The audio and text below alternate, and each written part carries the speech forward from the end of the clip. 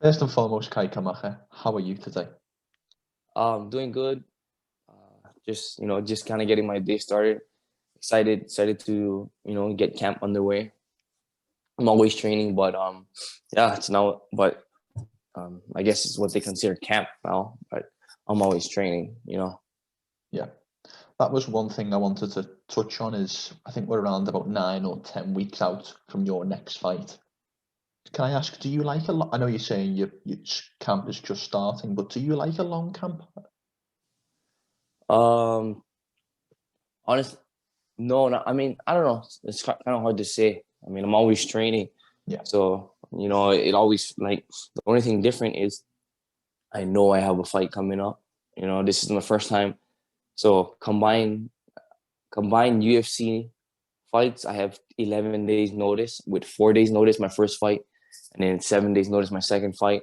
And then this one I had 11 weeks, yeah. 11 weeks from the time I signed the contract. So, um, I'm very grateful for this one.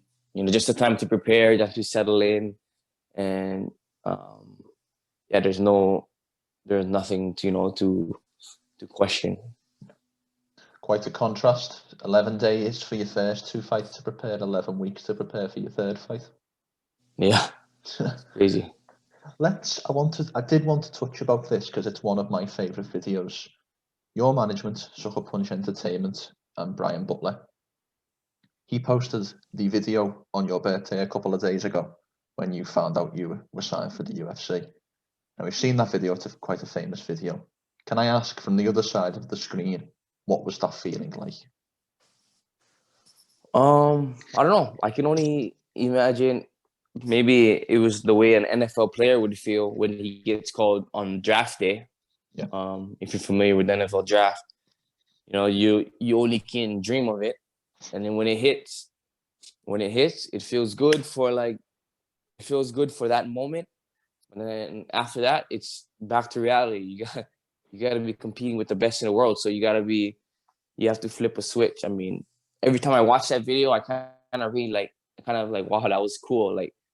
But then right after that, it's like, now I'm gonna fight again, but at the highest level. You know what I mean? So it's like it's a little bit. It's a roller coaster, and I mean, if I could like erase it and like have that again, it'd be cool because that week was stressful. But it was very good. Is it so? You got the victory in your UFC debut against Tony Kelly in August.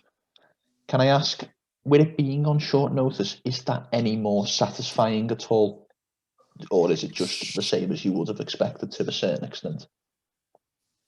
Um, Honestly, I wasn't even thinking about it. Like my fight, I fought 2 weeks before that in LFA, and same thing.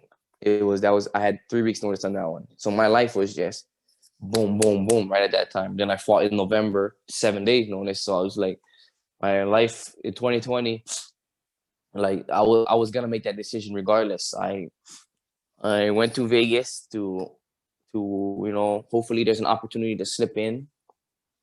And then LFA came, so we just went to LFA, South Dakota, and then me and my cousin Ray, and then we came back to Vegas, and then he went home, and then I called him like a week later, or 2 weeks, yeah, a week and a half later. I'm fighting in the UFC. Him and a few others flew up to corner me, and then we fought again. And yeah, so I mean, if what they say, like if 2020 didn't bring the hustle out of you, it ain't in you, right? So I mean, there's a lot of like things that happened in 2020 for everybody, like that showed who they really are, and I believe that I showed that I'm willing to pull the trigger, and I don't care as long as I'm leaving it all on the line. Is it fair to say, with short notice, but both a short notice win and a short notice loss, that you experience both sides of the benefit and perhaps hindrance of taking a fight on a couple of days' notice? Yeah, I mean, depending on I guess it all depends. There's a lot of things that play into it.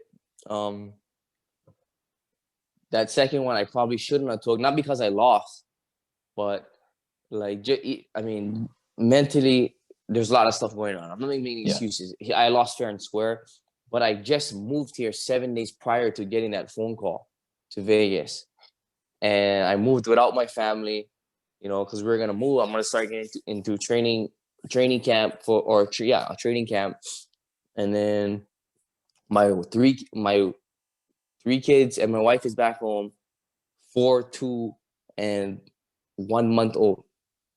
He's born October 18th, so maybe even a few weeks old. I moved up here November 4th, and then, so I mean that's tough for a mother to be doing all by herself. But I'm here getting us a place, and then getting us a place and everything like that, and then I get called 7 days notice. But I'm all the while we're shipping all my brand new car that I just bought. I had to get for a bigger family.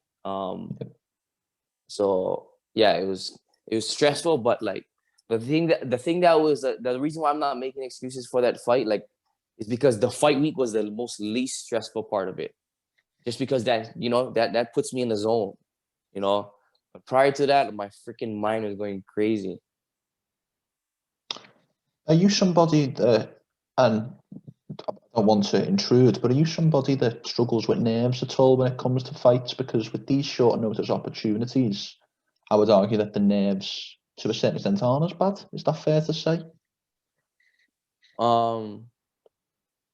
I don't know. I mean, I feel I honestly don't know, because I mean, I've been doing this for so long. I've been wrestling so long. I've been boxing, and I have a lot of kickboxing fights from a young age. So it's not anything else that I just love to compete. I mean, I feel like a fight where you have notice will relieve a lot of the stress, because you'll be able to eliminate a lot of the factors of did I put in the time, did I put in the work, did I do all the did I do everything, my mind on point. If your conditioning is where you think it needs to be, then a lot of your mental mental thoughts will kind of be relieved. So I think it kind of is more nervous. I mean, it would be more nervous to take a short notice fight, but I mean, just depends on the person. I mean, because I don't think at all. Sometimes that's why a lot of people were advising me not to take that last fight, because they know, like, if you call any fighter would have took that fight on short notice, regardless of how their life situation was. Any fighter would have took that fight. Yeah, that's the fighter in us. Yeah, of course, that is the game that you play, isn't it, to a certain extent? Right. Yeah. If we maybe move from the mental side a little bit and talk about the physical side, how much can you prepare for a fight on a couple of days' notice? Is it a certain extent of going in there and seeing what happens? Can you do any game planning at all? Talk to me a little bit about that.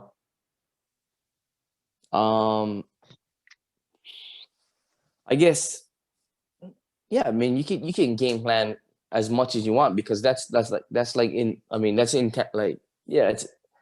intangible. So I mean, okay, you can write a bunch of stuff down, but you just haven't put the reps in to make that muscle memory to and fatigue will play a factor. If you fatigue, of course you're not going to be stick to that game plan.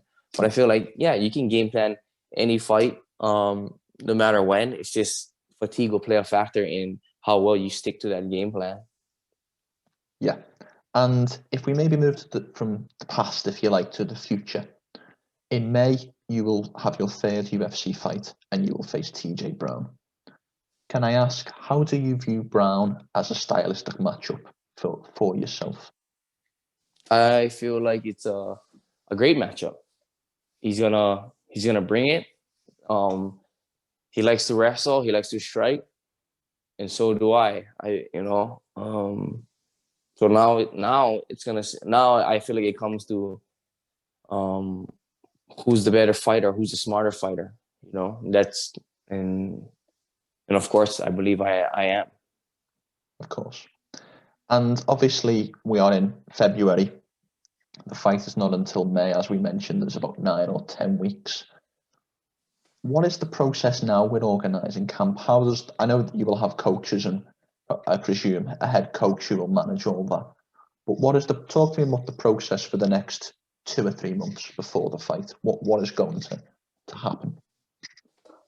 I mean, a lot of just a lot of mid work, a lot of the game planning is gonna be put in now. You know what I mean? So it becomes muscle memory. A lot of the cardio is now. The majority of the beginning of the camp, I would say that first 6 weeks. I mean, this is you'll be gradually working to your peak. You know what I mean? But as far and those last 4 weeks, that's the heat of it. I would say like in the last 4 weeks, that's the heat of it as far as tying everything together. Everything should be on point. My cardio should be on point already at that stage. It's just making sure everything is muscle memory. The beginning part is just learning everything, implementing, and then implementing a lot of the new stuff, or if not new, just repping it out. But that hard grind is like that last 4 weeks when it feels like camp is getting long. But then you got to make sure everything is on point. Is it fair to say that this third UFC fight should, in theory, be your best performance, given you will have a full training camp behind it? I would say so. That's the way it should be. That's the way I plan to be. I mean, every fight should be the most important fight and the best fight, But yeah, I feel like I've never had this much time to prepare for a fight, just the way the cards play out with getting to the UFC, and then prior to the UFC, prior to being in a premier promotion or the promotion, the biggest promotion, you just don't have that type of. You don't have contracts signed this early. You don't have a bunch of stuff, like things don't line up to where you are able to have this type of, this type of notice and time to prepare. So yeah, I believe he's gonna be the best he can, or he will be, and I will be the best that I will be. And yeah, no excuses. Superb. Something I did want to touch on as well, Kai, is your nickname specifically, the Fighting Hawaiian. There have only been 2 UFC champions from Hawaii, obviously BJ Penn and Max Holloway. Can I ask, other than yourself, who do you think will be the next Hawaiian UFC champion? Other than myself, who will be the next UFC champion? I mean, you got a lot. You got a lot of good guys coming out. I mean, I don't know. You got Dan Ige, who's ranked high right now. He's a good one. I mean, shoot. Yeah, I would say Dan Ige has the best shot right now. He's in the right place, right time. Or not right place, right time, but yeah, he's in the right place as far as ranking. And I hope his time comes soon. He's one of my main training partners. So yeah. Superb. Can I ask as well? I've spoke to a lot of the Hawaiian guys in Las Vegas, as you probably know, with Mahi Patolo, some of the young guys coming up as well. They all give me a similar answer to this question, and I wonder if your answer is the same. Why do you think there is so many Hawaiian fighters fighting out of Xtreme Couture specifically? Well, a lot of us go there because there are Hawaiians there, so that and we're big on family. You know what I mean? Regardless, before anything, we try we want to mimic to what closest thing we have to home. and a lot of the Hawaiians there, I mean, all the Hawaiians there they make us feel like family from the very beginning. And I think that's the biggest reason why a lot of Hawaiian fighters are there and have that continue to go there, just because it starts with like Brad Tavares, then there's a few others that were there with him during that time, and more came on. As far as like all, pretty much it stemmed from Brad Tavares. He was kind of the main recruiter for bringing guys to Xtreme Couture. But I would say now, I mean, yeah, it's got to the point where it's a big Hawaiian family, and Hawaiians are big on family, and it's the closest thing that we got to home. But I think that's a big thing on a lot of people's success is regardless of where it's at, they have a sense of comfort and trust in their team. You know what I mean?